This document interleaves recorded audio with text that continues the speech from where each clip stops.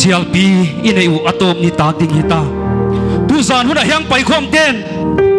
lungsim ngai tua na thuk tak to ngai tua ni i GLP pen bang ma lo be sang mai ding hidiam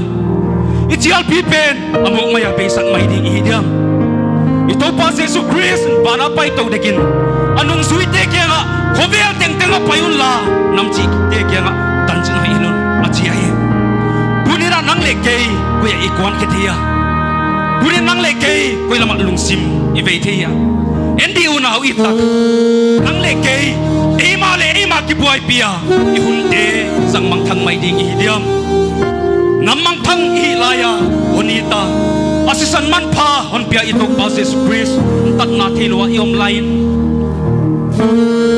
toile kau bia in ino ahe himale tua ina sia kina ikama missionary te ahon sola tua tungtori na halna bangna ingata ahe bunbel igama toile kau bia na atopta missionary te tungtori na igama bangna ahong tungta himale tunina iomdan te ngai tua thakun iomdan te sui thakun topa de kisangab khamang thang te ina tatak ne tu zan hunina ilaka kwa oma Jesus Christ sanjiaka ete honita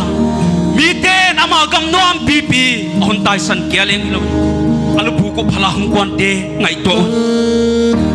bidam te dia kwan ngam ne kisangab tu zan hunina kwa oma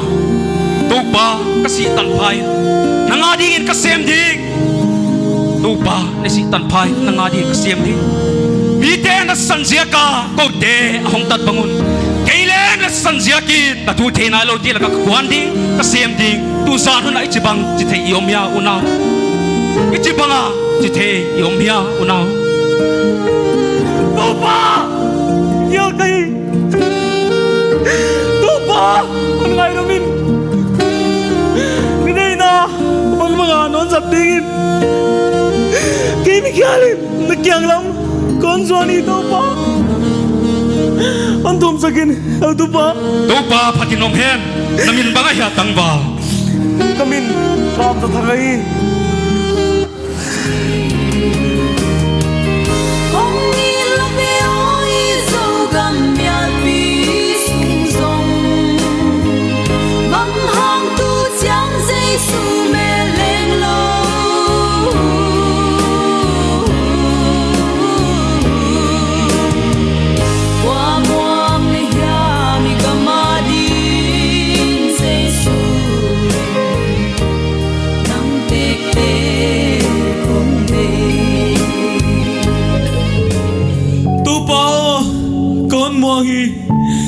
mi happy hoy le namang thang kahi laya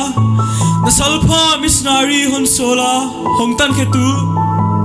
topa na hi ziakin kon phathi jingchangin kehtu dipum za thangin burma gama na thu tangko pidin jina soma ama wazuya na thu tangko pina ka kel thei sam na dingin nasika halon panpin khosang na lam chileng to pa na thei kami phak lo dan ka gen thei dan lein sunga ka poimo dan na thei himale na thu zanai lo ten na thu za ko poimo zo china thei to pa kama hun pin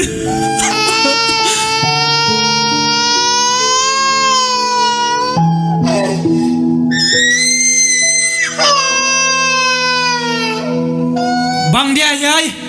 yai bang lel tang me hwa ne mo ka chive nu me hainu ka ziding in kon dei ke na ilama pain ka chive ka hon vading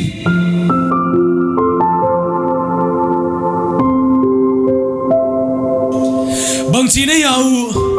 kholin hu chicken ka khol ke ding khain on simol lo him ka dei ke pai he no khain ka kha ke ri ka uan pai san ke ri koi lam male apai ke di hiain nu salori ai nang thu nei na bang oma khain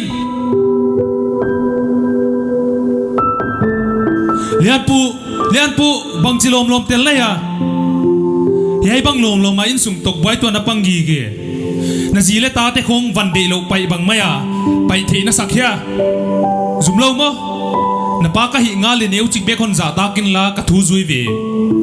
tui sik a pa na mi hingon suwa tu na pa ka hi chi na thei ya ka thei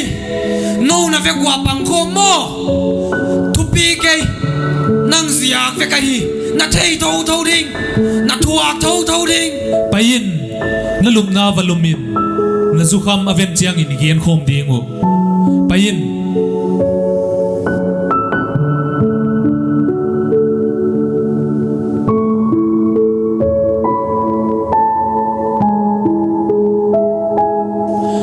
maizen hichilom lom tel bang thuak kha ka hi maizen a aniu la ya zo thumang hi thia ta de tho ma ma inga mi te la ka bang leng suang inga boy na hong lek chiang in sung en kol tu na hong hi dinga chia ama a kalamet na heiza ta sang hia tuala kalung kham mang bat na in kasi hun lowa hon si sak dinga hi mai ve thange in sung en kol tu tak taka nang na pan nga ya hi chi thein la na ula hi chi tela hi chiang in nang bekin hon jin sanda mai no jin chang a parmagama program na nei uzo ka hon phal khana a hei bang zel din muna hi ding le zo lem sa zo lo ka hi mai to pa ma ya leng ki suang la thu leng gen zo lo ka hi mai ding khonunga pathianin hun lem dang hon piak le hingai tua thak non na dingo hi zen zen lo e pa thangin zo hon sin san hen hiai boy na teng teng hiai in sunga thil tung te ka ngai tua chiang in ke dik lo le ke chin lo siang ma hi hiai za ta boy na tun tu ka na hi achin zo lo ma leng ka hi pao na tunu in ka chin ke ma hi wai siakin ngai siam lo in le ngai da mai la kana do ki mai di thang jin na ding zo kham da mai in pa genon ken kasin ke di kaule pai ke di kain sunga mo phuang na zolo pin bangchin pathian ma na ka sem thei tuan dia topan le masak le hun thak hun penon mai ding hi we no hon paisan ke di chik tak takin pangleng khat veite kauleng hong hoi mai ding hi pathian ma dong kom zelin igin nau hi kipni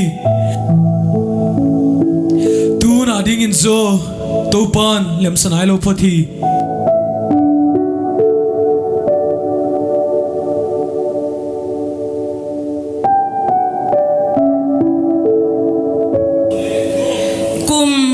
hiam nungin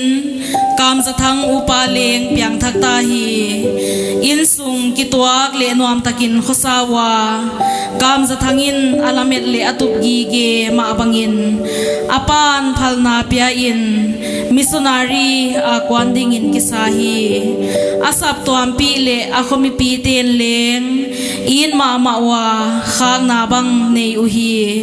huchi in akwan honghun pen ma ta hi in tai sanin ama kya in lamka a ECC headquarters zon ding in khwa apat hongpot khia hi lampia apai lain ama sama ki koging khat za hi uthange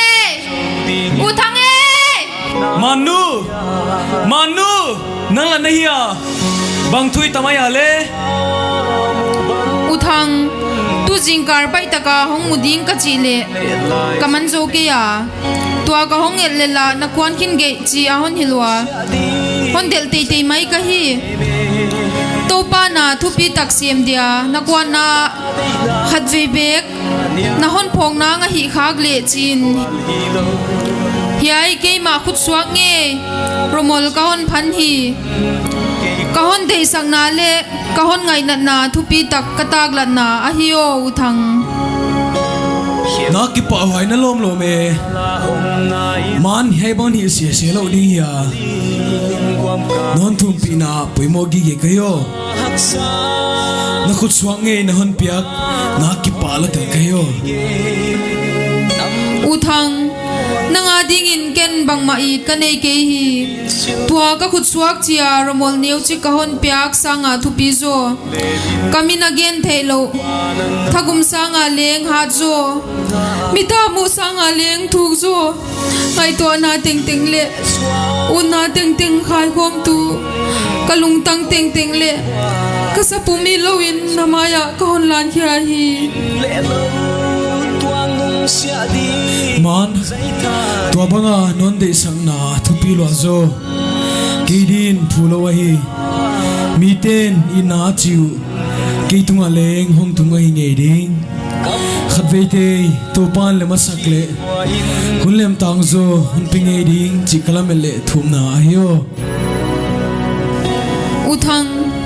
tua bang pau kam kum tak kazakin kalungsim asunwa ma hi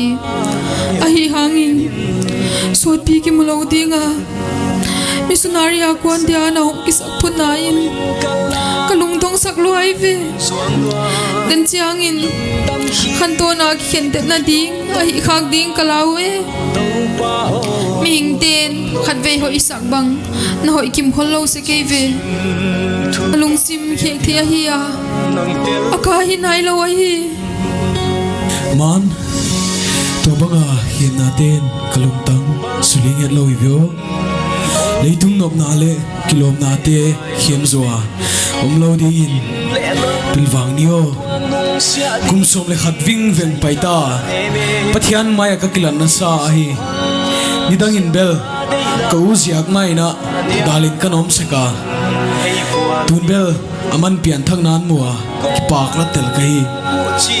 kapan leng phalnan petai ve hon ki pa pi tu na hi kon de hi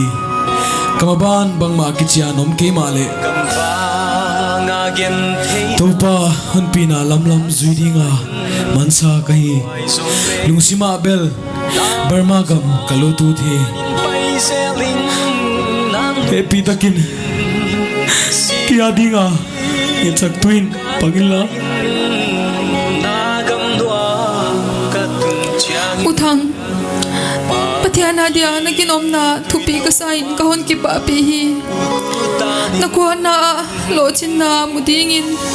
topan na lampi te hon pi tang hen la haksan na le ken thei na te na tu achangin ya hi pathian ai te hon veng tuin hon pi sel he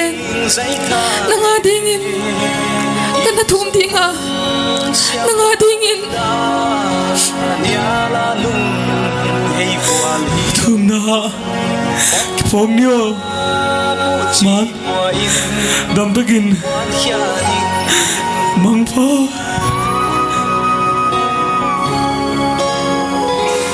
tua muna loi chin thang director missions evangelical convention saptuam tu hi ama mela ngai to na boina thupi ma ama nei hile kilomin lang hi bible sim somin phenzel ma le alung sima puak gik bang hiam nei a hinge ding a bible sim lai khupin atut na pan hong ding khia hi a hian chiang bangin alu domin tunglam nga in thum vung vung hial bang zen hi asa khaw sung panin romol la khia in amit peu nul zi zi hi kong khak lambang vana in kwa hiam hong lu ting lamet nei hile kilom hi tua banga boy ma ma a om la in kam sa thang hong lu thi nadam mo heu tu pa Daminge chibai zalama iki ho na maban sunjom dia hongnon kai tu thak bangyam bek aom ging tatin teninga lampi thak bangyam bek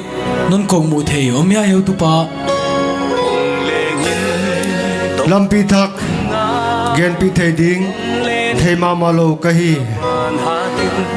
tu kum isap tuamin missionary budget abolin na siam tute khalo ding bang leng chingzo mama lo bang teng hile naon thei siam phot mai ding hinte topan hullem tangzo hon pe mai ding in kaging tahi kumsong libang paitain athu zanai lo te kyanga siam dingin kana kipia hiai hun sungin kasungte apan dalna thupi takatwa hi tunbel hondal tu kachi te hun sol tuin apang tawa himale kamaba na bingaita lamen na thupi takto na kyanga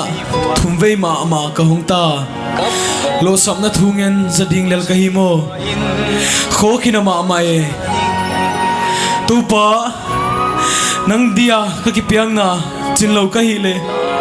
honen thakin la nasika hatlo kamang bang hi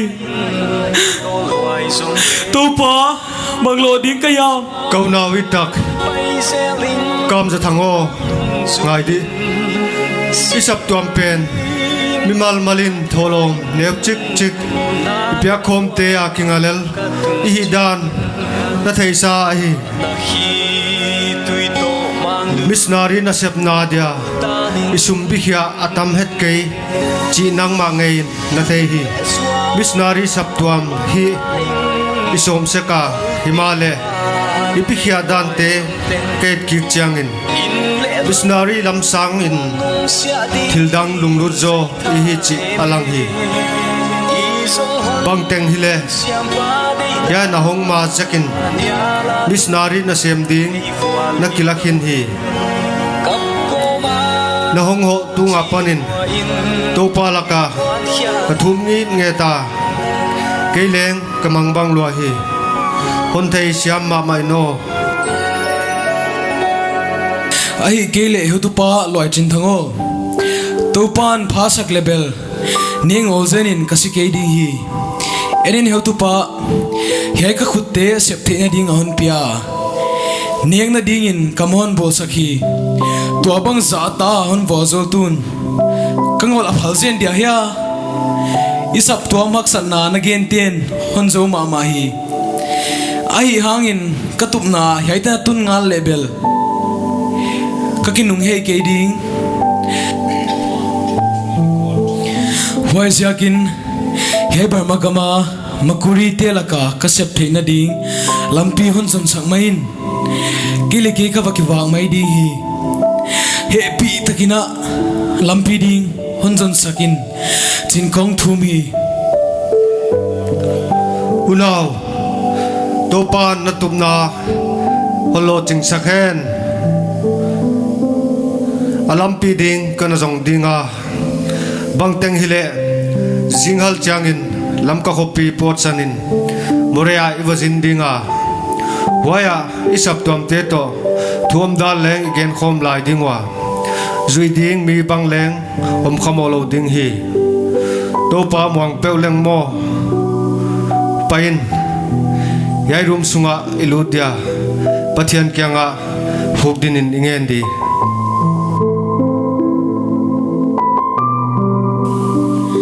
more atungun sap tuam tie to thutang pi gen khom na bang nei uhi bang teng hak san na again pi hangun kam sa thangin atup na lung ke tuan lo a hi manin khokhung lampi tan wa khading in sap tuam mi pi te khen khat le loi chin thang ma ma leng ki sakhia uhi kam sa thangin van tam lo project in chiang khun khat khun hi loi chin thangin bible khat liang ze hi amaute bana midang thum leng omu hi alakwa khatin mun gamla pi kok tan tan in huaya tang nai zo pen namu ya koye huaya ka kok na lamala enve ka kok na o kamuta hua tang panga lampi ni omdinga veilama pai lampi pen zui zui le chin waya tang gamla zo kilang pen na tung ding hi wai tang bulgeya khwa khat na omdinga na va pe dinga ama kya nga thil teng teng na dong ma sa ding hi na pai zel na ding lampi bang leng hunil thei dinga hai lai thon chumang ke pe le chin ka ki pa klo kalung amuang hai sin tunbel kwan khepet ma ding na hi ta yai more khwa iphak zonung zane tak bangin na hong lunglel mai diamo chin kana ngai sun hi yai more saptuam te to ikithwa sunga alampi na painang haksadan agam sung helte khosakdan namla huai le nammol a hi dan bangu wai bana na lau huai pipi om a hi dan na zak nung nalung sim na hon hei dang lam mei ding ka hon sa tuna bangma leng lunglel na nei tualo na hi chiangin iki khen tang mei ding hilo ding ya topa nababan hon pi helan namlau huai miglo le gam sate omna muna veng tuin na pathian bangkim hi thei panghelan naksana le nomna muna ama phoki gen hongom tai no isap tuamin na din bangyam lambe ka panala thehiam chi kanain di o ke ho tu loi chin thango non ki thwa pi na thupi takte ziakin na tunga lungdam pe ma ing hai kho yom sunga mola sap tom te la ka pan de sak na le wa zo na katan te teng teng ziakin leng to pan thupi na tang hen la hei za kana ki thwa pi na ding dang bangma phut ka nei ke khut ki len ni iki khan phot mai ding wa mangpha na man taun la na thum na ma ma wa hon mangil ki no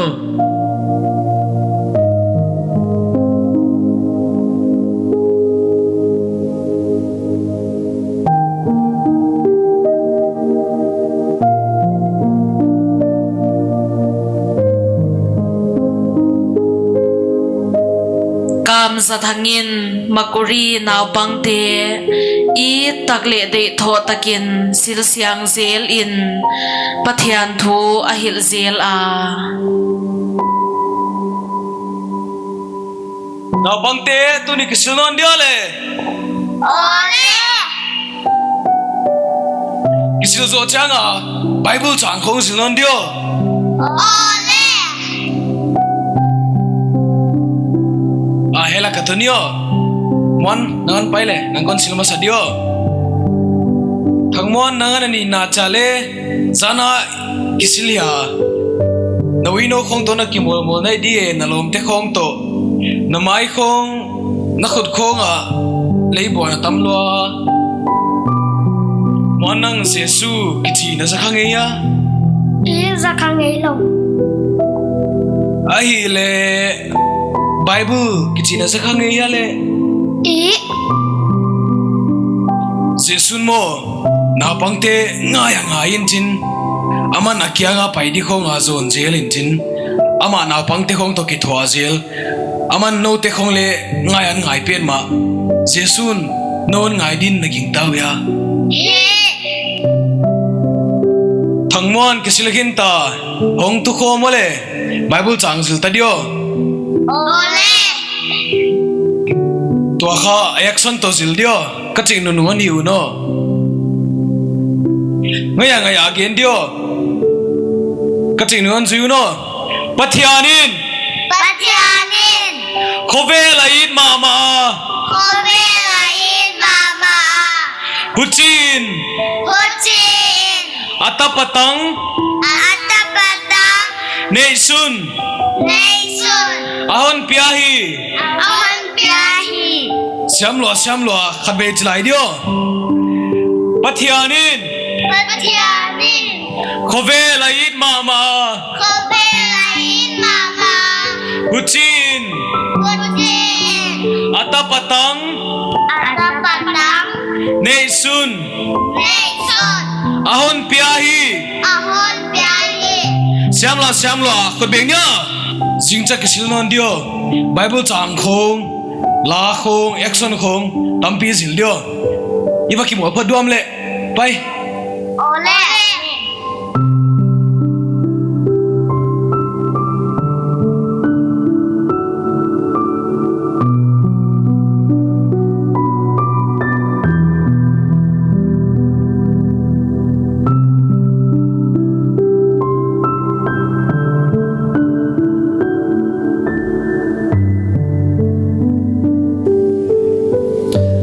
Enin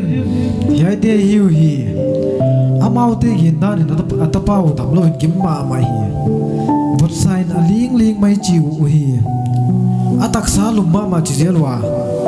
ka ngai su dan in ho khosik pe dio ka ti sim am naw hi le mun niam le top la ka hi chi ka theya thokang bang leng tam ma ding hi nam doi bang hiam bek na ni ki mo đâm đôi tăng li vel cái này là hi buôn thua khen khát lệ thô xí lên leng cái hôn tuổi ngal ding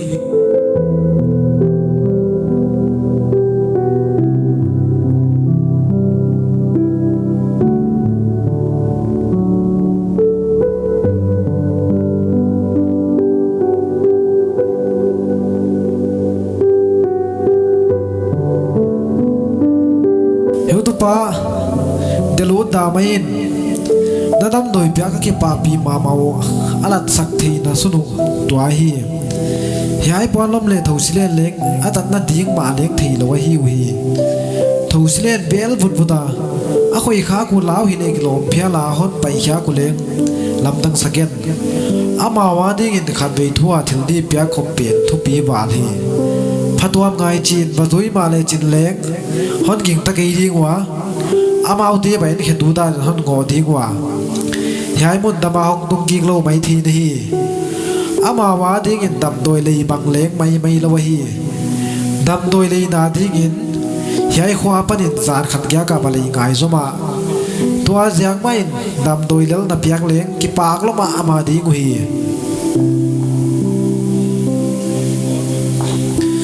lam dang ma hi khong kwan ma ngai sut sang main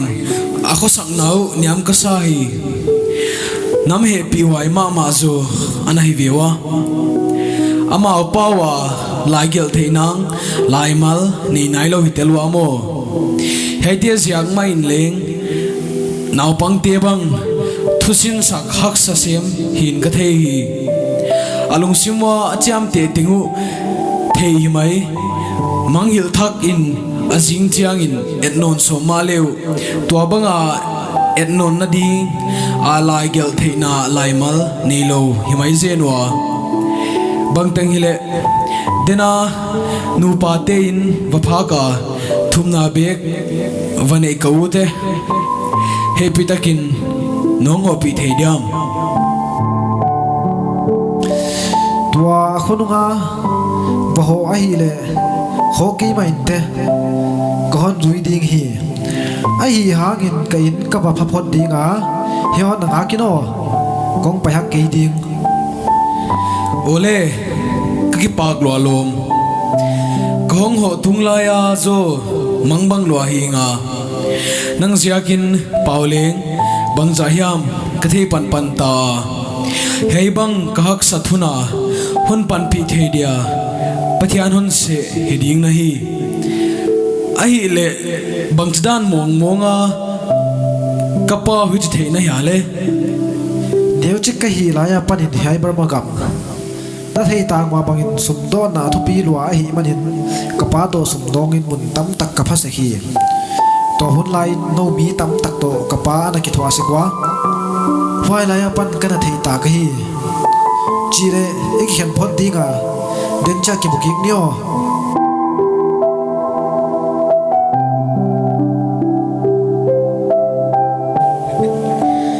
tua lai takin thei khol loin le lam panin mi hong lu tu hi amelwa panin mi hoi a hi u chi na ding him om lo hi muk mul saw pi nei wa puan se chikin ki thuam u hi amai khongu bang hiamin kinu vamwa tua kya hiloin galvan bang hon toy u hi alakwa khatin kam za thang nunga athawin hon su phei hi ani na maya ki puk ding in kisa in kam za thang hongon phei hi akhat na pan athaw khat pe hon ginin akhutin hon su phei no na tua hitin a heu tu pe no hile kilom khebula kam za thang puk hi a heu tu pen un kam za thang sama manin kai tho hi Mr. Komsathong, Mr. Komsathong, Mr. Komsathong, secret agent. You want to know my activities? Yes, I will surely tell you. Non thì kim mai thì, ai hang in ken, ai le nang kon thì na số chim tai. Kami na ile, chu si mu hai. Yai gama healthy me zor kai ya ko te en ke tu di nga kum pin hon so na hi chi ka thei hi tu nin na le se pa na lo jing ke ding chi na thei ya ke chu si mu me zor tan hi an tung ta hi chi ma ya ke em thei ding in hon ging ta mo hon ging ta lam dang na ma chi ya tu nin nang kum pi pa la yo nang thật đi ngạc hôm quan cái gì đó thấy chưa Missy Ding tên tu kia nụ tam biên này sẽ cột chỉ có thấy hi tua giờ kín bằng hiểm bé kia nụ này là hun tom chỉ con bia hi bùa kami na thấy hangin kahi na pin na sa pin na thấy kia chỉ con cái buông hi cái pen thấy tak mà bagin काम से थंग गई आ इंडिया गमा मणिपुर स्टेट परा ख्वाने उचिक सोंगताल चिमुनापन हुं पाई गई कुंपी नसे मिलोइन तोपा जेसु क्रिस तांग तुपा तांग को पी दिया उनकी सागई नौते एक दिन ले मन तू दिया उन पाई जलोइन कतोपा जेसु क्रिस सिसंजिया का हुद्दम ना ले तत्ख्याग ना फुगेंदी không phải cây rồi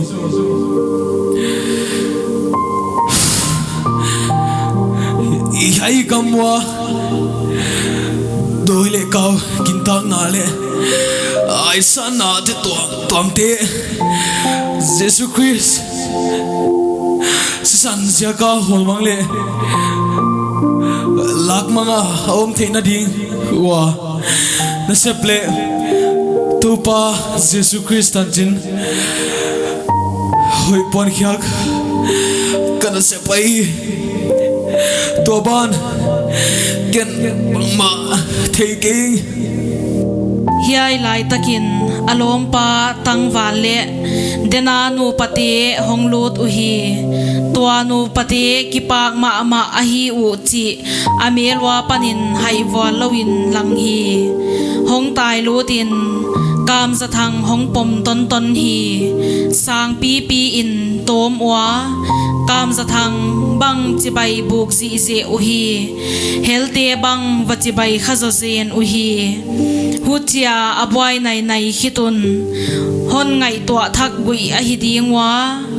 khol gui in helte aban ban in honen kwal dau uhi amela lau thon na lamdang gen thei lo honglang hi tai phein helte heu maya bangma gen thei loin kap khezwa zwa mai hi twa lai ma in tangwal pan leng thu om dan bang tan hiam thei a hi nge ding a cái hiểu tu tiêu tu đi theo ya bang thua mai ta hiam hiai sunga thiền lam tang le lao thon hoài ma hiya chỉ đã thấy hiang khiao nào mà hi lệ hiai kam za thang sangin ke ka ki pia hi tua bang mai hiai anu pate nge in leng kam za thangin thiri khem anei ke chi atak lang thei ding hi Jesu Christ jaga ei nam mol te hon in na le hon khotwa na to pi ka sa hi hiai nu pate bang leng ama dam doi dek tak pi in atapau dam na tun sakhi tua ziang ma a ki pa thu gen ding a hom kwa na hiu hi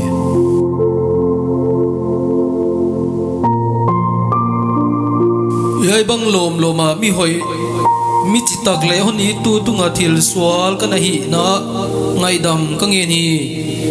a paisa kum ma vela yai gam noi tai sana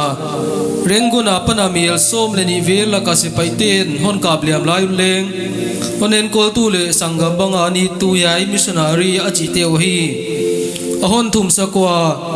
hon ka piwa lamdang hi yai kaliam na te hong damin sumle pai tampi ton paisak layu hi kam sa thango yai lai hong in la yai gam koi mun pe wa na tan chin hoi gen na kwa man on suk boy lo na ding ule gam noi mi te la ka hi boy na na to no lo na ding in thu puan na le phal na la ya hi to pa pati no men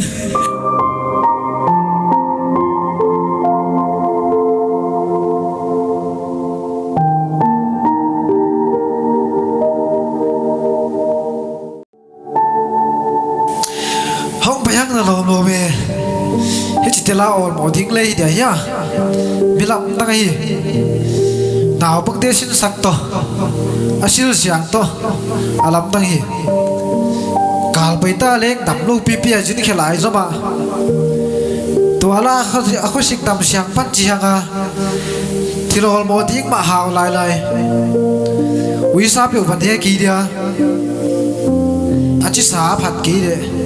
pakim ma mai te hok pai le china mai nge pau jil chara zan sot pi pi hak thawa ka nau leng asi por khol thi lo hi lai zoma e wa yaw pai ta khong khong vele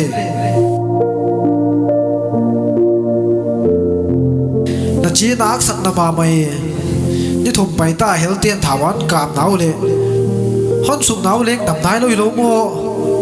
e daliam na tuam na panin sila hong pota alom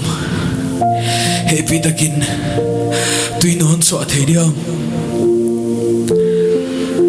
kaliam thu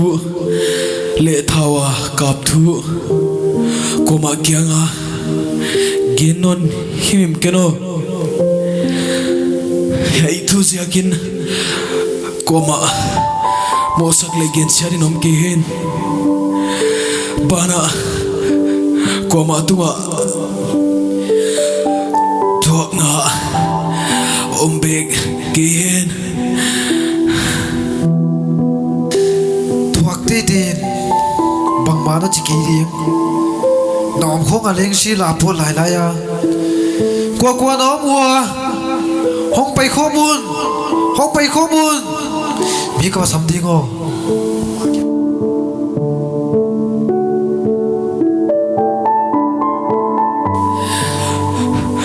tupa basika kagalak tak kengi mai endi tupa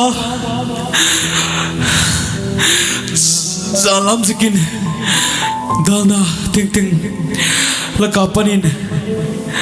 na thu tang ko pi thei dia phalna kamuta tupa en ma di tuna na sabding tampi ka huta kinga omin kamuhi nasika pitilal kahita kia dingin zo hin khuya sahiya sileng punahi himale yai nang ma thei nai lo tampi te ziakin sa a umput la hồi in cái thế ngã là ai hangin tu pa na vai hom bel ka sel ke non de na bang banga om dingin ka taksa tunga thuken na na bol ka nga khi tu pa na sikha kam za thang si ziakin hey makuri gama missionary na sep lo chin zom na le hat zom na ai ding le tu ma main ka khala in la makuri lai mal bol tu ding le na bible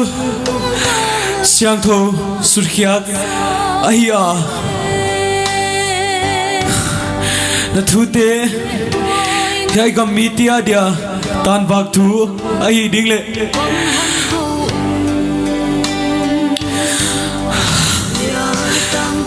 thu pa con nghe te alo ching đi hon chamin thu pa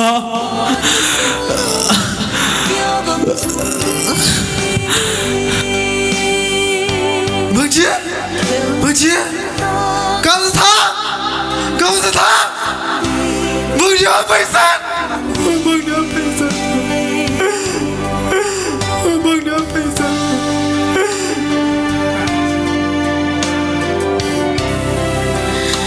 Zulai ni kwa sang khat zakwa som gya le thumin mi hang san kam za thangin alei tung hin na man phathak te nusia in akhan ton in lam honjot santa yai ni pen asung le tanaw te kya hiloin Evangelical Convention Saptuam Pumpi ading in sunani suakta ahun takin asina le ani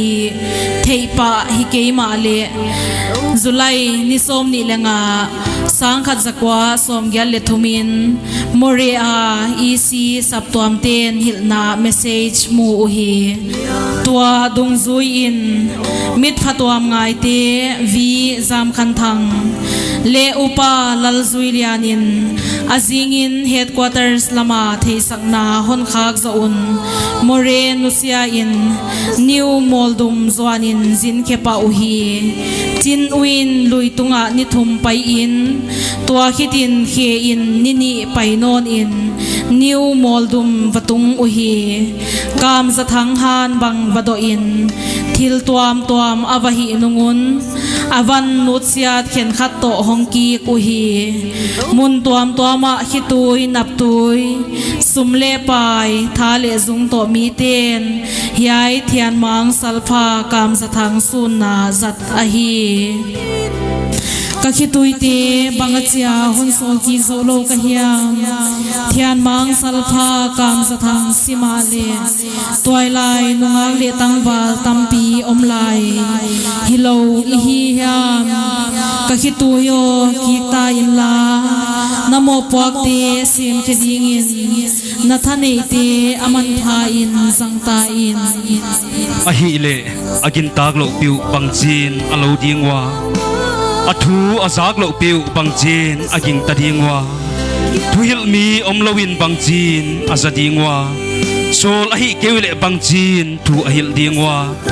til hoi tanchin ki pa huai tun te ke kilo hina tele